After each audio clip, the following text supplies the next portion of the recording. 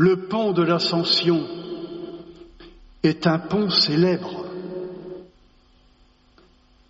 Un pont, ça sert à passer.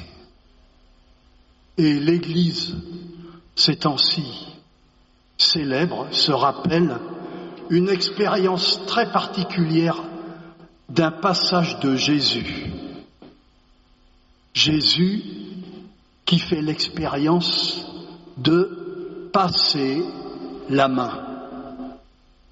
À l'Ascension, Jésus s'efface pour laisser la place à quelqu'un, l'Esprit Saint, que personne ne connaît.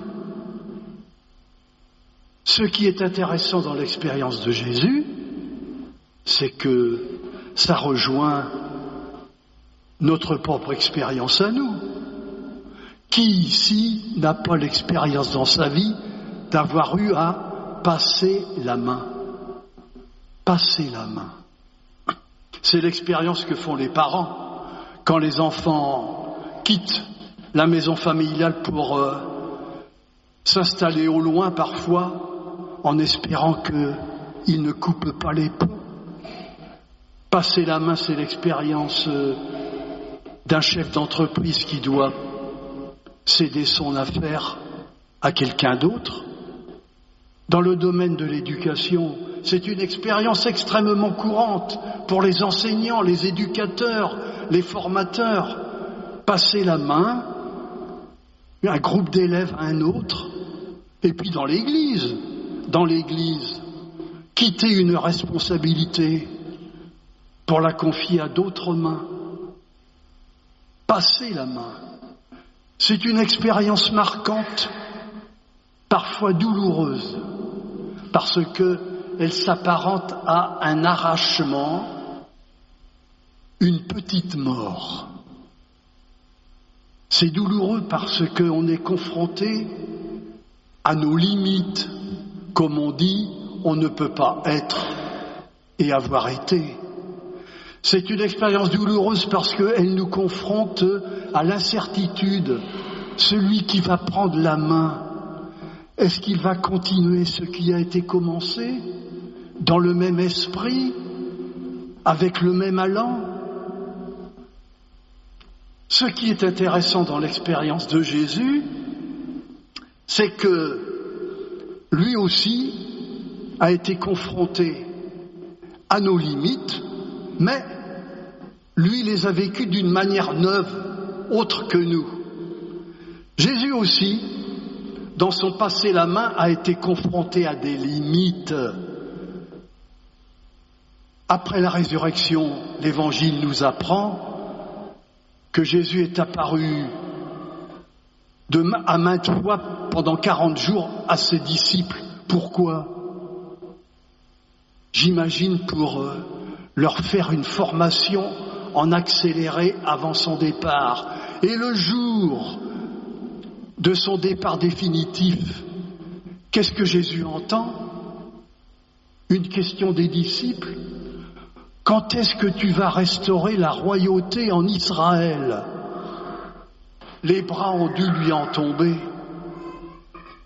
Les disciples n'ont rien compris, ni à l'identité de Jésus, ni à sa mission. Au fond, tout ressuscité qu'il est, Jésus a échoué. Il n'est pas arrivé à leur faire comprendre de l'intérieur qui il est et ce qu'il veut faire. Et voilà pourquoi il passe la main à l'Esprit Saint.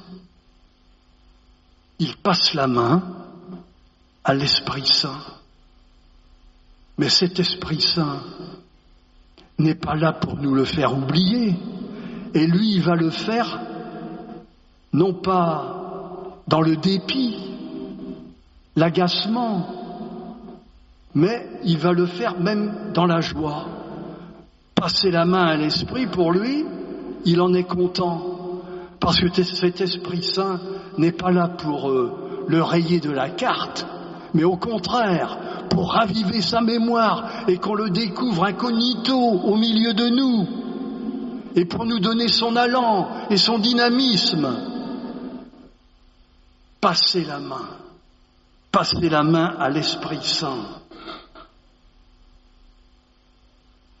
Et nous découvrons à l'Ascension que cette mission de Jésus n'est pas une œuvre personnelle, c'est une œuvre collective, en duo, l'Esprit et lui, pas seulement en duo, en trio.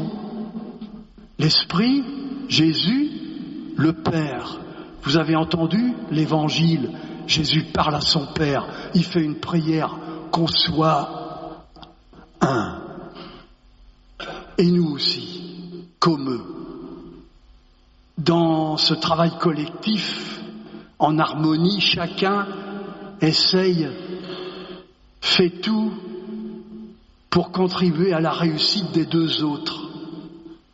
Un travail en harmonie. Et qu'est-ce que ça donne chez les hommes? Ça donne, par exemple, Étienne, qui est le premier martyr, dont on vient de nous raconter la fin dans la première lecture. Étienne, je ne sais pas si Étienne était là à l'Ascension, mais en tout cas, quelques semaines après, qu'est-ce qu'on voit? C'est pas le même homme. Il a tout compris de Jésus. Il donne sa vie. Il reprend ces mêmes paroles. Pardonne-leur. Entre tes mains, je remets ma vie. Si ça nous arrive ces temps-ci d'avoir à passer la main, alors n'ayons pas peur de nous adresser à l'Esprit Saint pour nous apprendre le travail en harmonie, pas en rivalité, pas en concurrence, encore moins en jalousie, en harmonie.